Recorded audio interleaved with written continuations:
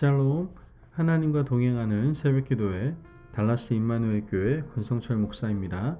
오늘도 하나님과 동행하며 풍성함을 누리시는 저와 여러분이 되시길 주님의 이름으로 축복합니다. 오늘 말씀은 사도행전 13장 1절에서 52절까지의 말씀입니다. 봉독은 1절에서 3절까지만 하겠습니다. 안디옥 교회에 선지자들과 교사들이 있으니 곧 바나바와 니게르라 하는 시므온과 구레네 사람 루기오와 분봉왕 헤롯의 젖동생 마나엔과 및 사울이라.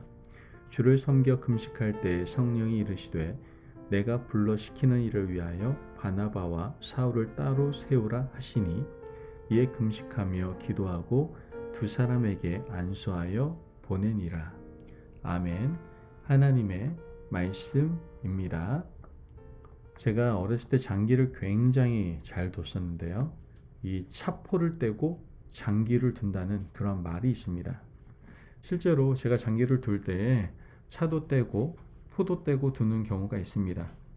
그런 경우는 이길 생각이 없거나 아니면 하수를 봐주는 경우 그렇게 하죠. 장기판에서는 이렇게 하는 사람이 있다 할지라도 현실에서는 가능하면 어떻게 합니까? 한 가지라도 더 움켜쥐려고 한다는 것이죠. 경쟁사회에서 한두 가지라도 더 가지고 있어야 승리할 확률이 높아지기 때문입니다. 그렇다면 교회는 어떨까요? 신앙생활하는 사람들도 다다익선을 미덕으로 생각합니다. 물질이 많으면 많을수록 좋고 부동산도 많으면 많을수록 좋다라고 생각을 하죠. 그런데 오늘 본문을 보면 차포를 모두 떼고도 멀쩡한 교회가 있습니다. 바로 안디옥 교회입니다. 예수님께서 십자가에서 돌아가시고 부활 승천하신 후 이 땅에 교회가 세워졌습니다. 첫 번째 교회는 예루살렘 교회였죠. 예루살렘 교회는 성령 충만한 사도들에 의해서 움직여지고 성장해 나갔습니다.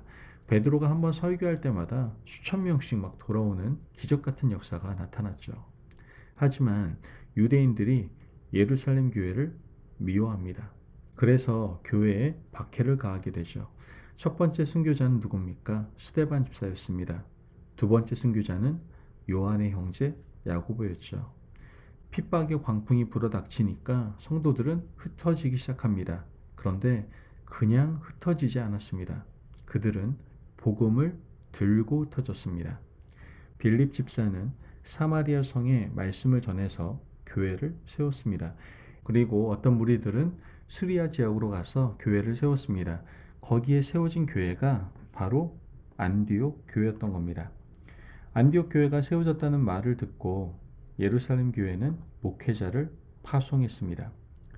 성도들을 믿음 안에서 굳게 세우기 위해서 좋은 지도자를 파송했는데 그 파송자가 바로 바나바였습니다. 바나바는 안디옥 교회를 든든히 세우기 위해서 동역자를 찾았습니다. 혼자서는 목회하기 어렵다고 판단한 바나바는 어떻게 하면 성도들을 믿음 위에 세울까 기도한 결과 회심하고 고향에 내려가 있던 사울과 함께 목회하기로 결정을 하게 됩니다. 바나바와 사울 두 사람이 함께 안디옥 교회에 1년 동안 열심히 성도들을 가르쳤습니다.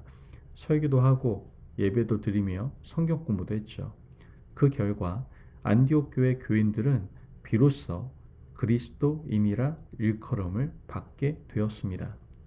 그리스도인이라 하는 말은 예수 닮은 사람들이다 라는 뜻입니다.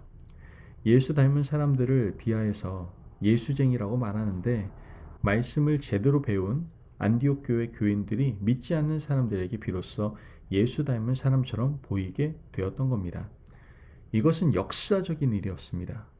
모 교회인 예루살렘 교회보다 안디옥 교회에서 먼저 예수 닮은 사람들, 즉 그리스도인들이 생겨났기 때문입니다. 안디옥 교회는 성경 교사들이 함께 기도하고 합심해서 교회를 이끌어 나갔습니다. 오늘 본문 1절에서 2절 말씀을 보면 안디옥 교회 선지자들과 교사들이 있으니 곧 바나바와 니게르라 하는 시므온과 구레네 사람 루기오와 분봉왕 헤롯의 젖동생 마나엔과 및 사울이라. 주를 섬겨 금식할 때에 성령이 이르시되 내가 불러 시키는 일을 위하여 바나바와 사울을 따로 세우라 하시니. 안디옥 교회에서 성령으로 충만한 지도자들이 함께 모여 기도하고 금식할 때 성령께서 그들에게 말씀을 하십니다. 내가 불러 시키는 일을 위하여 바나바와 사울을 따로 세우라. 따로 세우라는 말은 교회 밖에서 할 일을 위하여 그들을 구별하라는 뜻이었습니다. 바나바가 어떤 사람입니까? 이 교회의 담임 목회자입니다. 사울은 어떤 사람입니까? 바나바와 동역하는 가장 능력 있는 부교육자입니다. 그런데 성령님께서는 이 둘을 떼어 따로 세우라고 말씀을 하시는 겁니다. 성령의 음성을 들은 사람들의 반응은 어떻습니까? 3절 말씀을 보면 이에 금식하여 기도하고 두 사람에게 안수하여 보내니라. 성령께서 하시는 말씀에 토를 달지 않습니다. 이에 금식하고 기도하고 안수하여 두 사람을 보냈습니다. 성령께서 감동 주시는 대로 성도 중에 누구 한 사람도 토달지 않고 두 사람을 따로 보냈습니다. 이 놀라운 역사를 어떻게 이해해야 될까요? 오늘 우리 시대 교회에서 과연 이런 일이 가능할까요? 교회가 막 부흥하고 성장하는데 담임 목회자와 성도들이 가장 아끼는 부교역자 두 사람을 따로 떼서 선교사로 파송하는 일, 아마 한국 교회에서는 유례가 없는 일일 겁니다. 그렇다면 과거에는 가능했던 일이 왜 요즘은 불가능한 일이 되었을까요? 안디옥 교회는 두 가지가 있었습니다. 첫째는 하나님이 주인되는 교회였습니다. 바나바와 사울에 의해서 좌우되는 교회가 아니었다라는 것이죠. 교회가 설립될 때부터 모든 성도들이 우리 교회는 하나님이 주인 되시는 교회이지 지도자 몇 사람에 의해서 끌려가는 교회가 아니다라는 인식을 가지고 있었습니다. 그런데 오늘 우리 시대 교회는 어떻습니까? 한 사람의 카리스마와 지도력에 의해서 교회가 움직입니다. 하나님의 교회가 아니라 사람의 교회로 전락하고 있는 실정을 보여주고 있는 것이죠. 하나님의 교회라면 누가 지도자가 되건 문제가 되지 않습니다. 여러분, 성령께서 감동을 주셔서 두 사람을 따로 세워서 보내라 하면 즉시 순종하고 두 사람을 따로 세워서 보낼 수 있는 믿음이 당연히 우리에게 있어야 될 줄로 믿습니다. 아멘. 또한 안디옥 교회에는 성경 교사들이 여럿 있었습니다. 두 사람이 빠져나간다 하더라도 문제될 것이 없었던 것이죠. 성도들은 저마다 하나님과 인격적인 관계를 맺고 있었고 빠진 두 사람을 보완할 수 있는 영적 지도자들이 있었던 겁니다. 교회 일꾼은 어떤 사람을 말하는 걸까요? 교회에서 몸이나 물질, 가진 달란트로 봉사하는 사람만을 의미하는 것은 아닙니다. 교회는 하나님의 말씀을 전하는 사람들이 많이 있어야 됩니다. 말씀을 전하는 평신도 사역자들이 넘쳐나야 됩니다. 그때 교회는 풀뿌리가 자라는 교회가 되고 교회는 안전한 교회가 되며 건강한 교회가 되는 겁니다. 말씀을 전하고 먹이는 일이 목회자의 일이라고 생각하는 순간 교회의 영적 수준은 낮아지게 되는 겁니다. 안디옥 교회는 모든 성도들이 1대1로 말씀을 전할 수 있고 말씀을 먹일 수 있는 실력 있는 교회였기 때문에 바나바와 사울을 따로 세워서 파송할 수 있었던 겁니다. 오늘 이 시대 교회는 어떻습니까?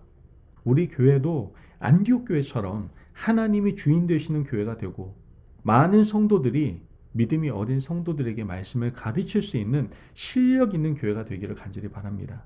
그래서 21세기에 안디옥 교회와 같은 성령 충만한 교회가 되어서 세계 선교의 중심이 되고 하나님께서 기뻐하시는 거룩한 공동체가 되기를 간절히 바랍니다.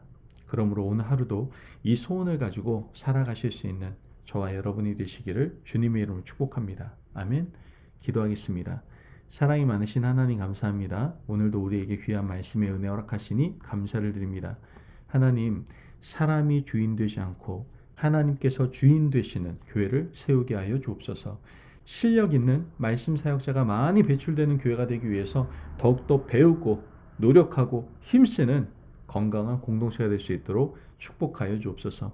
감사하며 예수님의 이름으로 기도합니다. 아멘. 오늘도 하나님과 동행하며 풍성함을 누리시는 저와 여러분이 되시길 주님의 이름으로 축복합니다. 여러분, 이 땅에 있는 모든 교회가, 우리 교회가 안디옥 교회처럼 하나님을 중심으로 모시는 교회가 되기를 간절히 바랍니다. 말씀 안에서 승리하십시오.